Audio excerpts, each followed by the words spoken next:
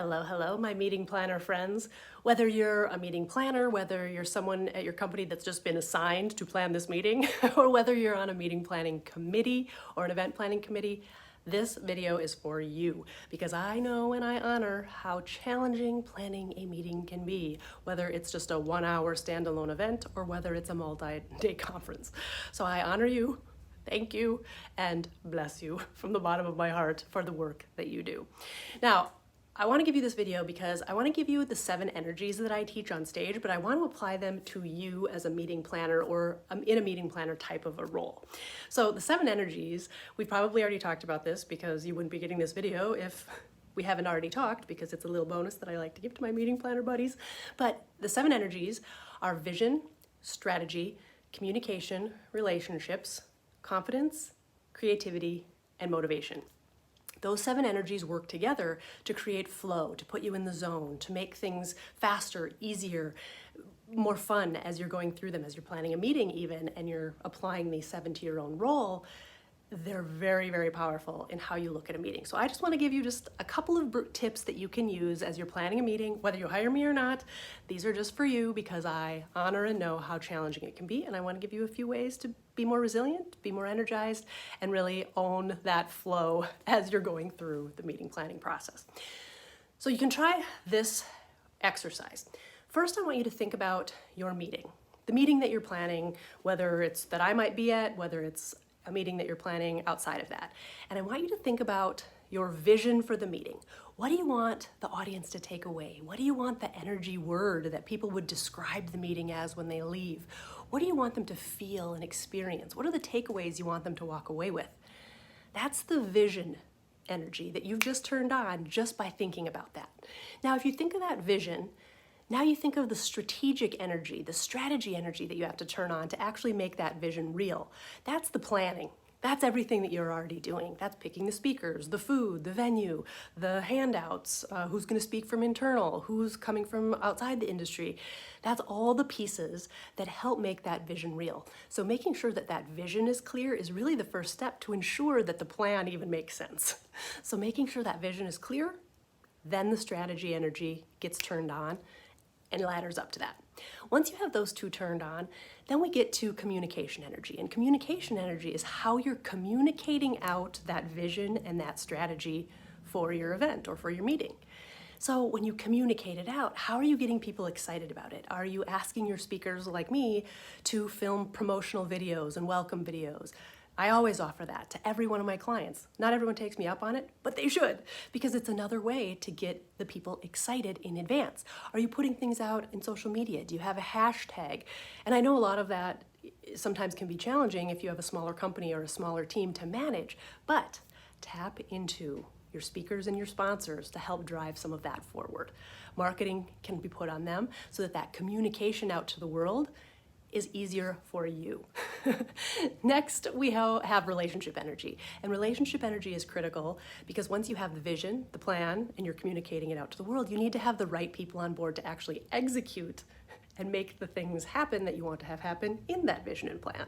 So thinking about the right people on the committee, the right people that you're tapping into within the organization or your association, depending on the type of group that you're planning a meeting for. How can you tap into the right people that are going to help with marketing, help with ticket sales, help with figuring out the venue, help depending on the level of meeting planner you are, if that's your full-time job or if it's just something you've been assigned.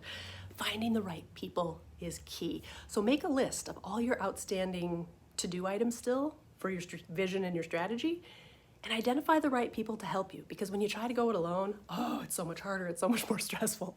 So identify those people, but then don't just identify them, you actually have to ask for help. And that's so hard, especially when we want to maintain ownership and control over an experience, right?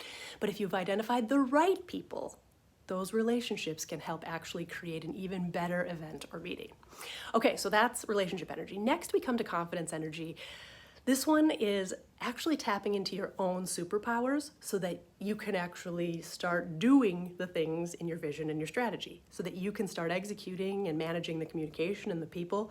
And you need your superpowers and your confidence energy turned on in order for that to happen. So I have a little exercise for you. I want you to think about your vision and your strategy for this meeting or event that you're planning. Just keep it in your mind. Now, I want you to take a piece of paper and I want you to write down 25 awesome superpowers that you have that will help you accomplish that vision and that strategy. So let's say one of the pieces of your strategy is to have a really cool opening reception with some cool entertainment. Well, what are you really good at that can help make that happen? Are you really well connected on LinkedIn? Do you know entertainers or people in the entertainment space? Do you know a bureau that represents tons of entertainers? Think about all of the gifts and skills that you possess. Come up with 25, because even just writing them down floods your body with feel-good chemicals that instantly cut through your stress response, the overwhelm, sometimes the burnout that we face when we have so many things to do and not enough time or energy to do it. So that confidence energy booster, one of many, is one way that you can turn it on and get yourself engaged and excited about how awesome you are at making this meeting amazing. Because you are amazing, and this meeting is going to be amazing. It's all going to come together when you tap into your superpowers. Next, we have creativity energy, the 6th of the 7 energies. And of course, we want to have fun while we're doing things, right? We want our vision and our plan and our communication and our relationships and our confidence to all come together, but we also want to have fun while we're doing it. So you want to be sure that your creativity energy is at its max, which means we have to flip your psychology. Because usually on our really stressful, overwhelmed, time-stretched days, that's when we move all the fun stuff to the bottom of the priority list. Me time falls to the bottom, self-care, your favorite happy projects, they fall to the bottom of the list. Because we think we need to power more out. But it's actually opposite. When you're having one of those really stressful, stretched days, that's when you have to build in that creativity, that happiness, that fun, those smiles. I have hundreds of energy hacks for this one and for all of the 7 energies. But for this one of my favorites is just to take 5 minutes and do anything you love. On stage, I often will do a contest where we take 1 minute and see how many things you can write down that you love to do. And then I'll go out in the audience and we'll hear some of them. There's always so many interesting things. But even just thinking about what you love and then having that list handy for when you need to tap into it, it's a really powerful exercise to instantly change your brain, but then to use going forward because you want to keep that list handy on your phone, take a picture of it, keep it pinned up on your fridge or on your desk or in your car so that you can remind yourself, these are things I love to do that I should be going to do right now when I'm stressed to break up the stress response in my brain and body. Then I can go back to what I need to do with a much more clear, happy, and uplifted and ready to act brain. So that is creativity energy. The 7th energy is motivation energy. That's where the rubber meets the road.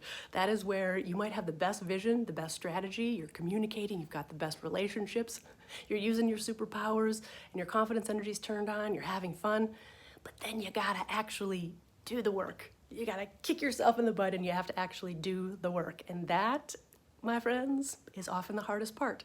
It's just like getting onto a treadmill. If you say, I'm gonna get healthier, I'm gonna lose some weight, and you say, I'm gonna get on the treadmill 3 times a week, getting on the treadmill and being on the treadmill is not the hardest part.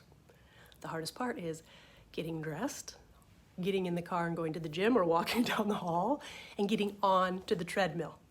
Once you're on, there's really no excuse to not just keep going, but every little step leading up to being on it, there are little mini roadblocks and excuses along the way. So we want to make sure your motivation energy is turned way up so that all these amazing plans and this flow that you have going for this meeting or event that you're planning doesn't get roadblocked. So one really good exercise you can do right here for motivation is to think about all the common roadblocks that you do face, that you have been facing, that you know are coming. And let's preemptively make a list of those and start to just think about tiny little steps that you can take to mitigate and minimize them. So let's say you get overwhelmed by email. What is a little tiny thing that you can do to minimize your email overwhelm?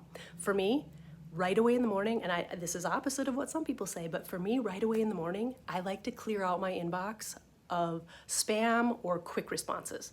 It clears my brain out and gets me ready for the day. That is opposite of what works for other people, because some people can then go down a rabbit hole of email. So you have to know what works for you and be open to experimentation in order to cut roadblocks, in order to keep motivation high, in order to kick your own butt and keep moving forward. So this was just for you, meeting planners, event planners, whether that's your job title, whether you've been assigned the role by your company. But I hope that you found something in those 7 energies that you can use. It also gives you a little feel and taste for me and kind of how I teach. Of course, the 7 energies would apply to your events industry and their challenges, not to meeting planners. But you can see how I use these energy hacks and these little tips, and in the room on stage we actually will do it right there, whether you're turning to your neighbor, whether I'm going out with the microphone, and we just have a blast. We laugh, we play energy bingo, we do all kinds of fun things depending on the topic that you choose. So I hope this was useful for you. If you have any questions about it, if you need some other ideas for your own role, happy to give you ideas, just reach out. Hopefully we'll work together at some point in the future. Otherwise, look forward to talking to you soon.